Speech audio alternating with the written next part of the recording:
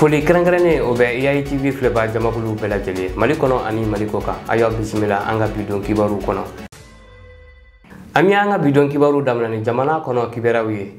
Mali pankurunko cakɛlaw ka lajɛba tako 39 baraw daminɛna Bamako. Madame Dambele Madina Sisoko ale ka ɲɛmaya kɔnɔ ni ale ye ministre muso ye min ka bara bɛnɛmɛ bolimafɛnko ni sirabako ɲɛnabɔli ma. Ni ɲɔgɔnye kun bɛ tali kɛ Hasakina barakɛlaw ka san 2023 baarakɛlaw ɲɛfɔli fo ka taa se u ka baarabolo dalenw ma san 2024 nata.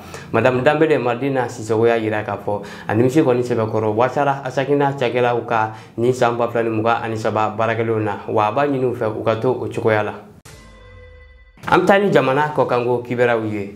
Guinée Conakry kunun tɛnɛ décembre kalo tile 18 san 2023 tasuma jeni dɔ kɔni kɛra sababu ye ka maa 14 bɔnɛ ani na ani ka maa 190 jogi. A yirala k'a fɔ ni tasuma in kɔni wulila Conakry taji marayɔrɔba dɔ la kabi kunun fɔ ka se bi ma jamana marabagaw jamana kɔnɔdenw ani dafɛ jamana wɛrɛw kɔni bɛ ka dɛmɛ ta ka ɲɛsin maa joginenw ani minnu ka yɔrɔ jenina ma.